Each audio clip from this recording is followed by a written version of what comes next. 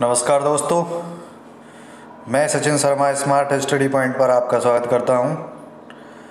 आज हम top 30 questions जो सीटेट और यूपीटेट में आए हुए हैं उनको डिस्कस करेंगे। ये 30 क्वेश्चंस बिल्कुल विशेष क्वेश्चन हैं जो कि एग्ज़ाम में बार बार पूछे जाते हैं। जैसे पहला क्वेश्चन है, बाल मनोविज्ञान के अनुसार शिक्षा के क्षेत्र में मुख्य स्थान है। तो बाल मनोविज्ञान के अनुसार शिक्षा के क्षेत्र में मुख्य स्थान किसका है? बालक का। ये क्वेश्चन यूबीटेट पेपर सेकंड क्लास 6 से लेकर 8 वाले में 23 फरवरी 2014 को आया है। इसका डिस्क्रिप्शन देखिए। बाल मनोविज्ञान के अनुसार शिक्षा के क्षेत्र में मुख्य स्थान बालक का होता है। वर्तमान समय में बाल केंद्रित शिक्षा दी जा रही है। बाल केंद्रित शिक्षा में शिक्षण पद्धति बालक के हिसाब से ही प्रस्तुत एवं निर्धारित की जाती है। दूसरा क्वेश्चन है, मनोविज्ञान का शिक्षा के क्षेत्र में सबसे बड़ा योगदान है। तो मनोविज्ञान का सबसे बड़ा योगदान शिक्षा के क्षेत्र में बाल केंद्रित शिक्षा है। इसका ऑप्शन नंबर डी सही है। मनोविज्ञान का शिक्षा के क्षेत्र में सबसे बड़ा योगदान है। बाल केंद्रित शिक्षा के विकास में मनोविज्ञान के द्वारा ही शिक्षा के क्षेत्र में एक क्रांतिकारी परिवर्तन आया, जिसके परिणाम स्वरूप बालक के व्यवहार को नियंत्रित करके सकारात्मक दिशा प्रदान की जाती है तथा शिक्षण पाठ्यक्रम तथा शिक्षण कौशल छात्र के अनुकूल ही तैयार किए जाते हैं ताकि छात्र सहजतापूर्वक अधिगम कर सके। तीसरा क्वेश्चन है, मनोविज्ञान प्रारंभ में किस विषय का अंग था? तो मनोविज्ञान प्रारंभ में किस विषय का अंग था? दर्शन शास्त्र का, नीति शास्त्र का, तर्क शास्त्र का और भौतिकी का। तो ये दर्शन शास्त्र का अंग था। मनोविज्ञान प्रारंभ में दर्शन शास्त्र का विषय हुआ करता था। मनोविज्ञान का जन्म ही दर्शन शास्त्र से हुआ है, इसलिए मनोविज्ञान का प्रारंभिक विषय आत्मा रहा है। साइकोलॉजी दो शब्दों से मिलकर बना है, साइक प्लस लोगोस। साइक का अर्थ आत्मा तथा लोगोस का अर्थ अध्ययन होता है। अतः अंग्रेजी शब्द साइकोलॉजी का शाब्दिक अर्थ आत्मा का अध्ययन है।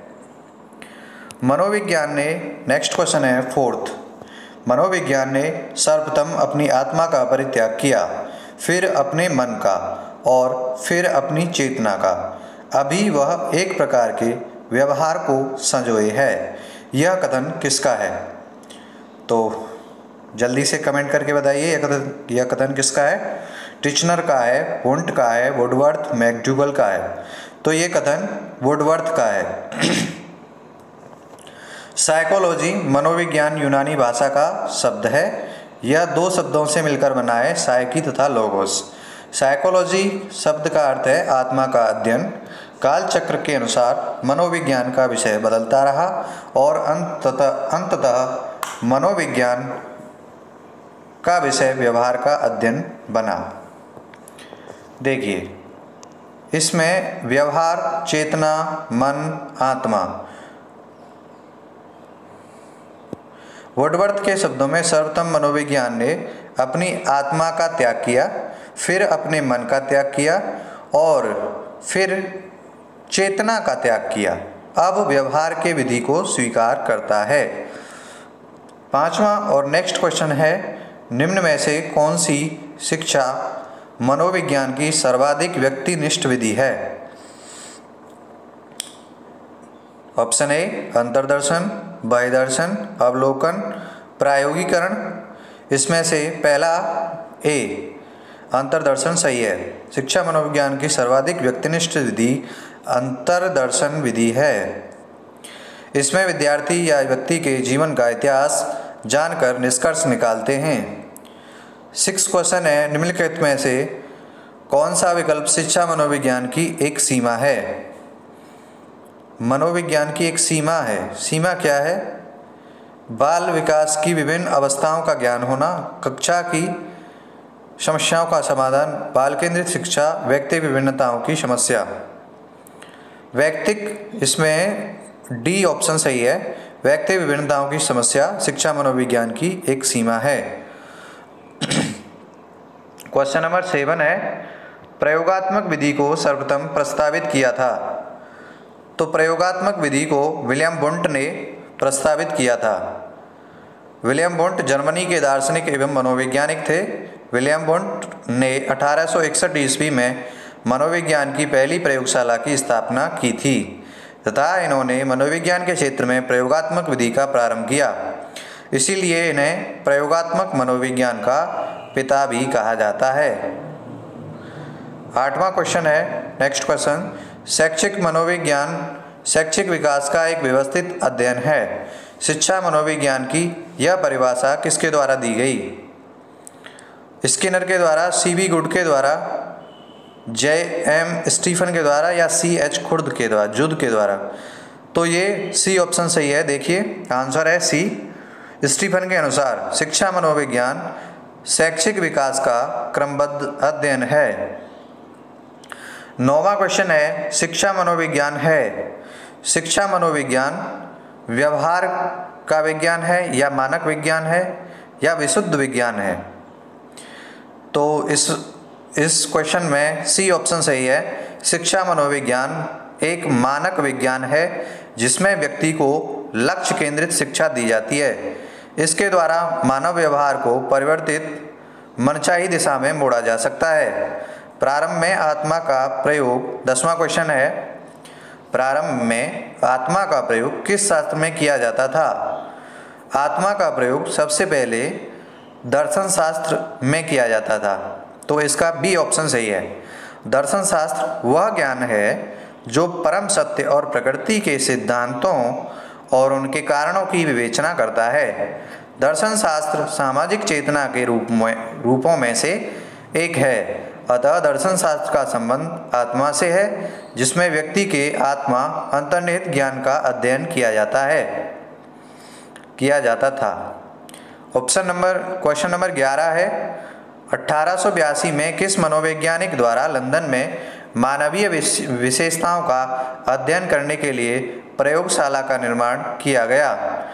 तो अल्फ्रेड बिने ने 1882 ईस्वी में किस मनोवैज्ञानिक द्वारा, यानी अल्फ्रेड बिने थे जिन्होंने लंदन में मानवीय विशेषताओं का अध्ययन करने के लिए प्रयोगशाला का निर्माण किया था। इसमें ऑप्शन नंबर सी आपका सही होगा। आंसर नंबर सी में देखिए, अल्फ्रेड बिने ने 1882 में लंदन में मानवीय विशेषताओं का अध्ययन करने के लिए प्रयोगशाला का निर्माण किया था।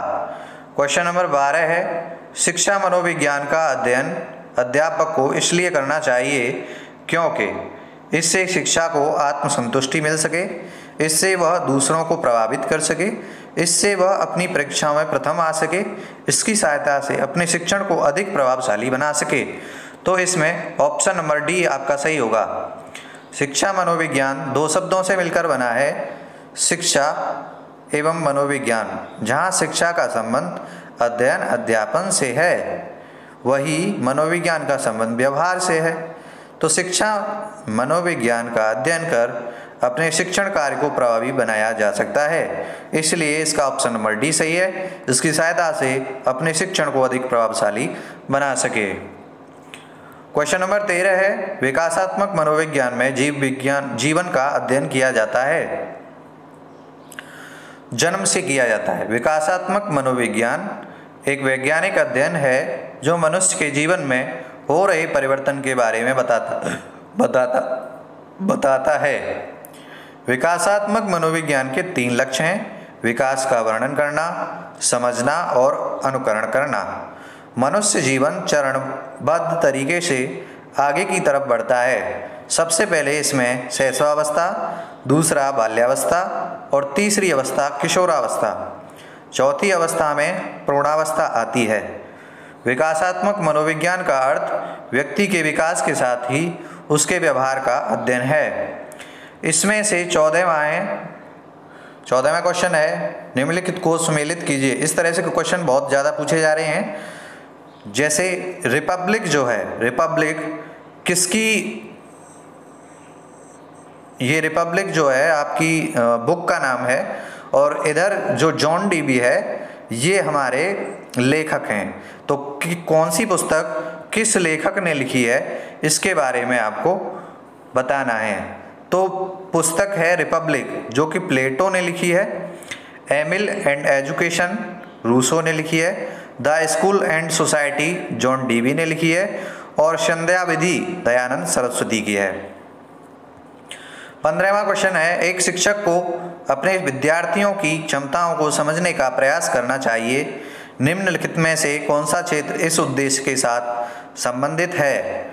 तो इसमें ऑप्शन नंबर डी शिक्षा मनोविज्ञान सही होगा, राइट आंसर होगा आपका। इसमें शिक्षा मनोविज्ञान के अंतर्गत बालक के व्यवहार, योग्यता, क्षमता, अधिगम शैली, विकास प्रक्रिया, रुचि, अभिप्रेरणा, आवश्यकता, चिंतन, अवधान आदि के विषय में अध्ययन किया जाता है। क्वेश्चन नंबर 16 है, मनोविज्ञान शिक्षा का आधारभूत विज्ञान है, यह किसने कहा था। तो यह स्किनर ने कहा था। स्किनर के अनुसार शिक्षा मनोविज्ञान शिक्षा का आधारभूत विज्ञान है। इनके अनुसार शिक्षा मनोविज्ञान अपना अर्थ शिक्षा से जो सामाजिक प्रक्रिया है और मनोविज्ञान से जो व्यवहार संबंधी विज्ञान है ग्रहण करता है। आधुनिक मनोविज्ञान का अर्थ क्या है। तो आधुनिक मनोविज्ञान व्यवहार का अध्ययन किया जाता है।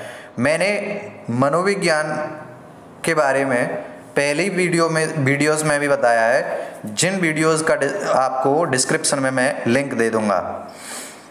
मनोविज्ञान के बारे में मैंने बहुत अच्छे से समझाया है, तो आप उस वीडियो को जरूर देख लें। आधुनिक मनोविज्ञान में व्यवहार का अध्ययन किया जाता है। इससे पहले मनोविज्ञान को आत्मा और फिर मन का विज्ञान कहा जाता था।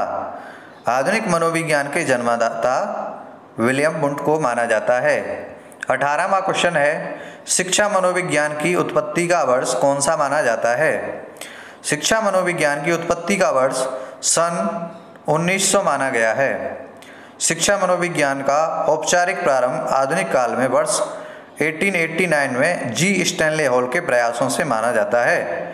स्टैनले हॉल को बाल मनोविज्ञान का अन्वेषण भी कहा जाता है। थॉर्नडाइक द्वारा स्थापित कोलंबिया विश्वविद्यालय में शिक्षक प्रशिक्षण महाविद्यालय की स्थापना होने के फलस्वरूप शिक्षा मनोविज्ञान के अध्ययन को दृढ़ता मिली एवं शिक्षा मनोविज्ञान की स्वतंत्र रूप से अध्ययन करने का सिलसिला यहीं पर शुरू हुआ था। 19वां क्वेश्चन है, ये सारे क्वेश्चंस जो मैं आपको स्क्रीन पर हैं, ये सारे क्वेश्चन किसी न किसी एग्जाम में आए हुए हैं, जो कि आपको बहुत ज़्यादा हेल्प करेंगे। 19वां क्वेश्चन, शिक्षा मनोविज्ञान का संबंध किससे नहीं है। किससे नहीं है। व्यवहार का अध्ययन, मानव व्यवहार का अध्ययन ये तो है। मानसिक प्रक्रियाओं का अध्ययन ये भी है। सीखने के तरीकों का अध्ययन ये भी है। और डी क्वेश्चन में है संचार माध्यमों का अध्ययन, तो ये नहीं है। संचार माध्यमों का अध्ययन थोड़ा ही होता है मनोविज्ञान में। तो इसमें शिक्षा मनोविज्ञान मनोविज्ञान की वह शाखा है जो शिक्षा का मनोवैज्ञानिक रूप में अध्ययन करती है। इसका संबंध मानव के व्यवहार, मानसिक प्रक्रियाओं, सीखने के तरीकों, व्यक्ति और समायोजन, व्यक्तिगत भिन्नताओं, पाठ्यक्रम निर्माण, अध्ययन विधियां, मापन एवं मूल्यांकन आदि से संबंधित हैं। जबकि संचार माध्यमों का अध्ययन सूचना एवं संचार प्रौद्योगिकी के अंतर्गत किया जाता है। क्वेश्चन नंबर 20 है, निम्नलिखित में से कौन शिक्षा मनोविज्ञान की प्रकृति है। शिक्षा मनोविज्ञान की प्रकृति क्या है।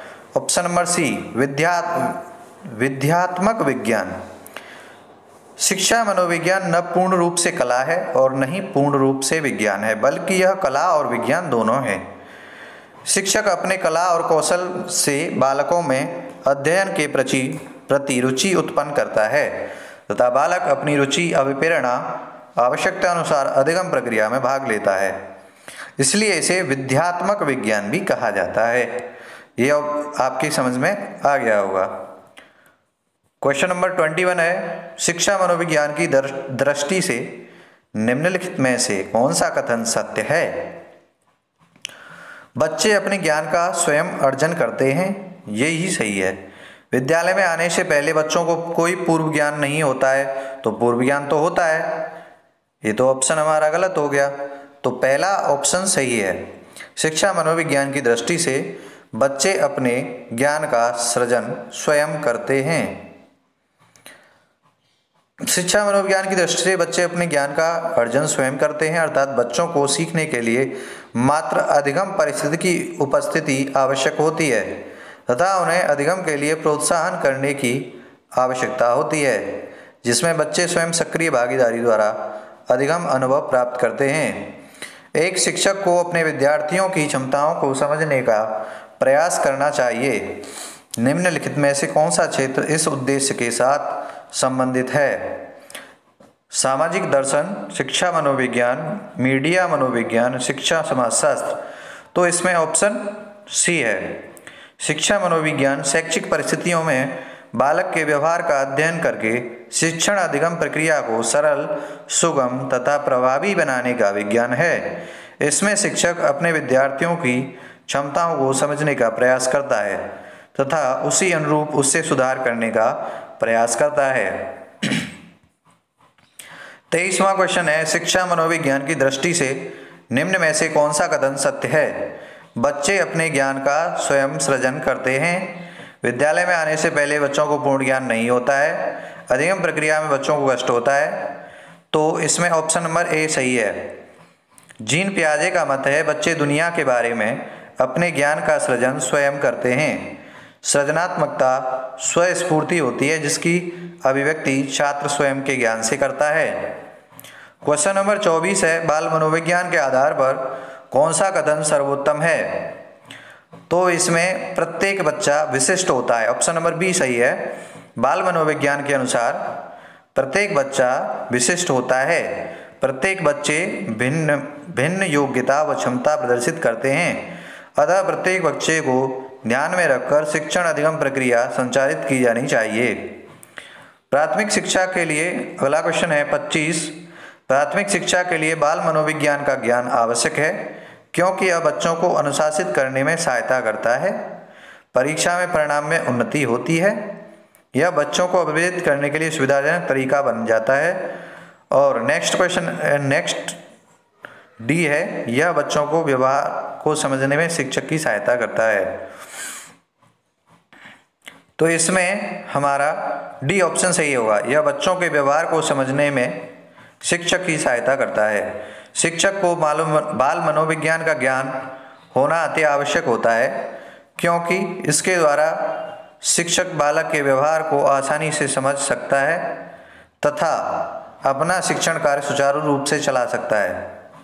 बाल मनोविज्ञान का केंद्र बिंदु, पहला क्वेश्चन जो मैंने आपको बताया था, बालक होता है, तो ये तो आप कर ही दोगे। 26 का क्वेश्चन बी ऑप्शन सही है। ऑप्शन नंबर बी सही है, बालक। बाल मनोविज्ञान का मुख्य केंद्र बालक ही होता है क्योंकि इसके अंतर्गत बालक में हो रहे शारीरिक परिवर्तन एवं व्यावहारिक परिवर्तनों का अध्ययन एवं परीक्षण किया जाता है तथा इनके अनुसार ही उनके पाठ्यक्रम का निर्धारण किया जाता है ताकि उनका विकास सकारात्मक हो सके।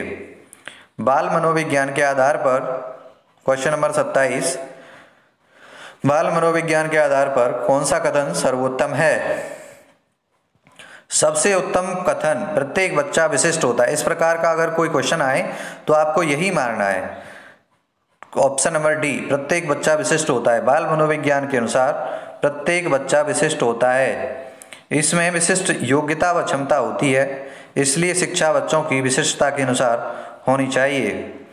क्वेश्चन नंबर 28 है, बाल मनोविज्ञान का क्षेत्र है केवल शैशवावस्था की विशेषताओं का अध्ययन करना, केवल गर्भावस्था की विशेषताओं का अध्ययन करना, केवल बाल्यावस्था की विशेषताओं का अध्ययन करना और गर्भावस्था से बाल्यावस्था किशोरावस्था की विशेषताओं का अध्ययन करना। तो इसमें ऑप्शन नंबर डी आपका सही होगा, गर्भावस्था से किशोरावस्था की विशेषताओं का अध्ययन करना। बाल मनोविज्ञान के अंतर्गत गर्भावस्था से किशोरावस्था तक की विशेषताओं का अध्ययन किया जाता है। मनोविज्ञान में मानव व्यवहार का अध्ययन किया जाता है। उसी प्रकार बाल मनोविज्ञान के अंतर्गत बालक व्यवहार के परिवर्तन को विश्लेषित करते हुए उसका अध्ययन किया जाता है तथा अलग अलग अवस्थाओं के बालक के विकास को सकारात्मक दिशा देने का प्रयास किया जाता है। सहायक अध्यापक पद भर्ती परीक्षा 27 मई 2018 में जो क्वेश्चन पूछे गए थे वो इस प्रकार हैं। 29 का क्वेश्चन है, मकतब में किस स्तर की शिक्षा दी जाती थी? तो मकतब क्या था? जहां बालक को लिखना पढ़ना सिखाया जाता था। मस्जिद के साथ तो ये प्राथमिक शिक्षा है इसका उत्तर।